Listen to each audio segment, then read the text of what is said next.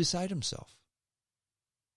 Because many in this country, his daughter included, okay, I came from Vietnam. I became a doctor. I raised my family, so my kids are going to have it better than me. And my daughter thinks that Vietnam's government is better than ours. And you can see how he wanted to beat his head against the wall. And I almost thought to myself, who's the doctor and who's the patient here? Because he was just beside himself. Many in this country believe the system needs to be turned upside down and changed. And I don't understand why. Now, please don't misunderstand that as me saying I don't think we have problems, because we certainly do. Please don't misunderstand this as me saying there aren't things that need to be changed or amended in this country, because they certainly do. But in this country, nobody goes hungry. Nobody does. We have unlimited opportunity in this country. We still do, even during the pandemic. Well, look at all the unemployment, Strong. What are you talking about? I can't tell you how many restaurants have help wanted signs outside of them. Did you know that there's a help wanted sign outside of one particular place, real close to where I live? They can't get enough people to come and work for them. You know what that place is? It's the General Motors assembly plant. They can't get enough people to come in and work for them. Can you believe that? It wasn't that long ago where people would give their right arm to get a job at a GM assembly plant. Now we have people in this country saying, there's no jobs out there. There's no good jobs out there. And General Motors can't hire enough people. Now, there are two things you have to do to be able to work at the GM plant, okay? Number one, you have to pass a drug test. And a lot of people in this country cannot. Number two, you need to come to work 5 days a week, sometimes 6, occasionally 7, depending on how busy they are. And a lot of people don't want to do that. I had a talk with an individual whom I respect, and he is trying to mentor an 18-year-old nephew who's currently living with him right now. And the nephew's not working. And the reason the nephew's not working is because he has an ingrown toenail. To be fair, he had 2. I laughed. And my friend, my associate, said, no. He's serious. He really says he can't get a job because he has 2 ingrown toenails. And I stopped laughing. And I said, this is a healthy 18-year-old young man, right? He said, yep. And you really can't work because he has 2 ingrown toenails? He said, that's what he says. So what are you going to do about that? He said, well, I put him in the car, took him to the doctor, and had the ingrown toenails taken care of. And I said, there, now you don't have ingrown toenails. It's time to get a job. I don't know what happened, though. I haven't had a conversation with this individual since then. But when a General Motors plant can't get enough people to work for them, and a healthy 18-year-old young man doesn't want to get a job because he has 2 ingrown toenails, that, my friend, is a problem. And that's a problem that cannot be solved with social justice. We have so many first world problems in this country. And that's part of what my doctor and I had the discussion. I mentioned that to him. I said, look, you came from Vietnam. You came from a horrible situation. So you know what things can be. So many of us in this country have never had true hardship. And I think that's the problem with this pandemic. Yes, you have to wear a mask. You can get a disease that can kill you. Okay? We've never really had that in this country before. And when we do, we soil ourselves. We have so many first world problems in this country. I mean, I'm not going to say that we don't have people who have economic problems, because we certainly do, especially those working in the hospitality industry. But I can't tell you how many times I've seen interviews of these poor souls on television saying, I don't know how I'm going to feed my family. And I thought to myself, you weigh 275 pounds. You don't have problems finding food. I can't tell you how many times I've had people say, I don't know how I'm going to pay my rent. Okay, well, you're driving a $40,000 car. Why don't you sell that? Or why don't you get rent in a cheaper building? Or. So many first world problems. So many first world problems. We have the most diverse population of any nation ever conceived in the world of all times. We also have the best standard of living of any society in any world at any time. And yes, don't talk to me about New Zealand. Don't talk to me about Sweden, because yes, we do. And if you think that things are better in those places, here's what you need to consider. If you think Sweden is so much better, fine. Go to Sweden and live in your 300 square foot apartment and not have a car, take public transportation. That's how things are in Sweden. In Scandinavia, 47 cents a kilowatt hour is what electricity costs. Okay? I think here it's 8. All right?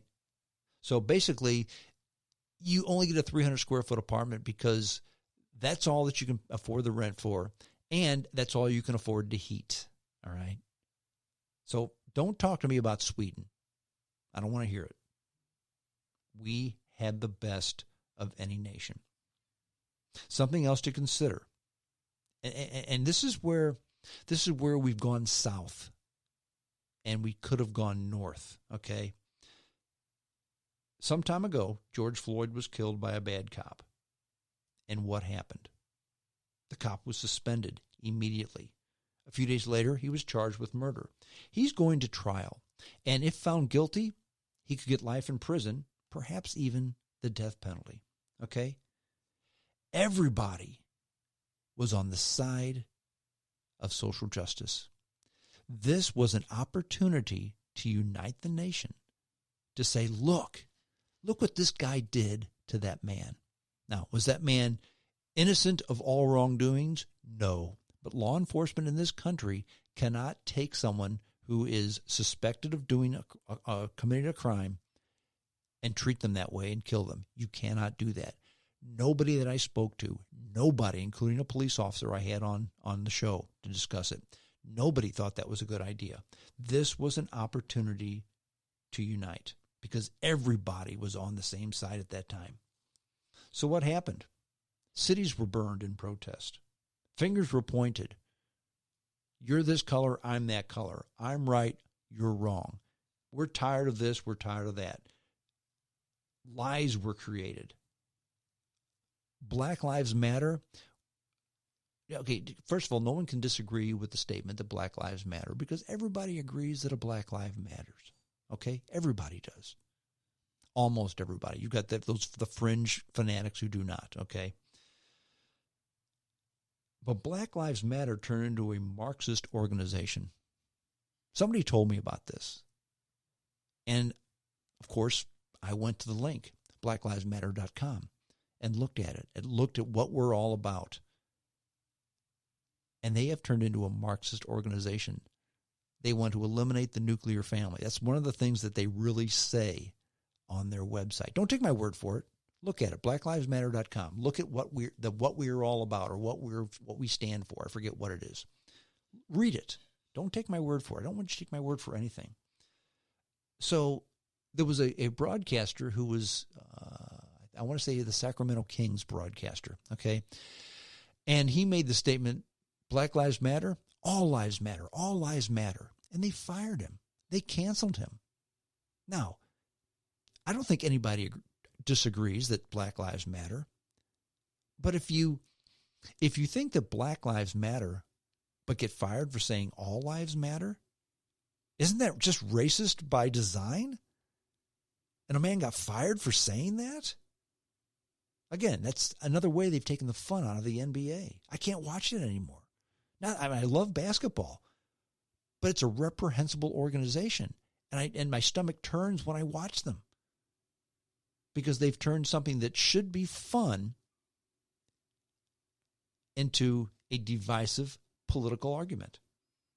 Just like Black Lives Matter could have turned into something that was useful, but instead they've taken the opportunity to divide. That was my biggest problem with President Obama because he missed the opportunity to unify the country.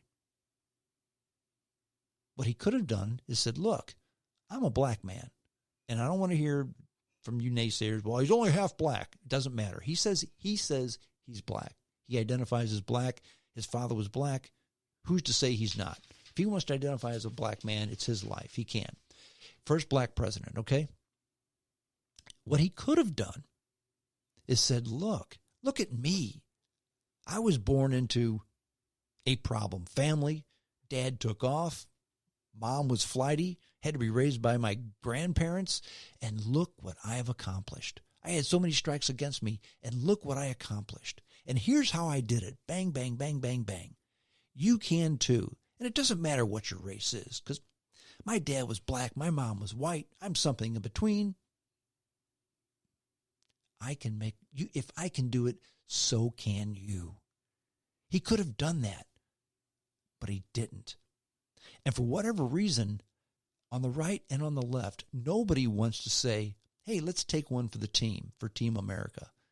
They all say, let's take one for my side, and the hell with the other side. That is the problem.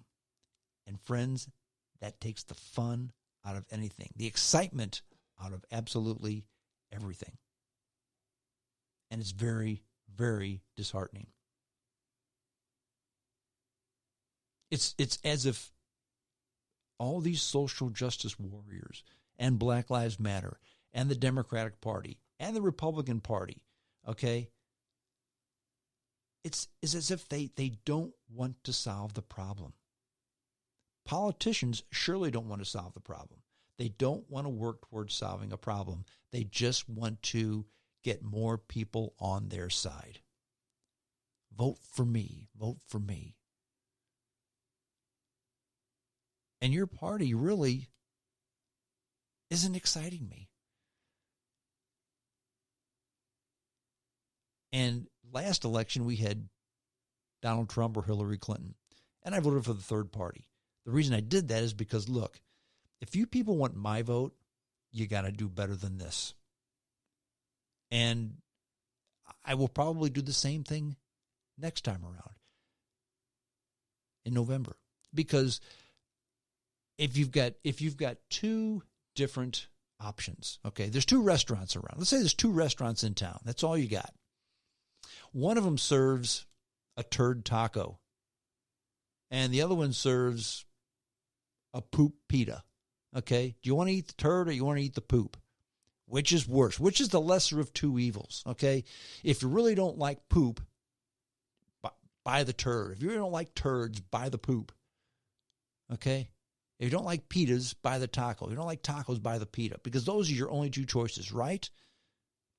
No, there's a third choice. Eat at home. And that's how I feel with the Democratic and the Republican parties. All you're offering are poo-poo pitas and turd tacos. You want me to come to your restaurant? You better do better than that. And you've got to get off of this socialism crap. And I'll part with this, okay? Pardon me. Venezuela. I've mentioned Venezuela. Venezuela is probably the best example of how socialism doesn't work. You can say China, you can say Russia, but in China and Russia, they're doing some economic things right. There's a true middle class in both countries, okay? Venezuela is not that way. Venezuela, once upon a time, was a very, very prosperous country. Did you know that by some standards, by some numbers, Venezuela has 20% of the world's oil reserves in that country? 20% of the world's oil reserves reside in Venezuela. They recently just shut down the last drilling rig in Venezuela. That's right. The country with 20% of the world's oil reserves is no longer drilling for oil because the government runs everything. And they're so inept, they can't keep the equipment running. Next year, Venezuela is estimated to bring in $4 billion in oil exports. $4 billion next year. Did you know that in 2012, Venezuela brought in $4 billion every 2 weeks.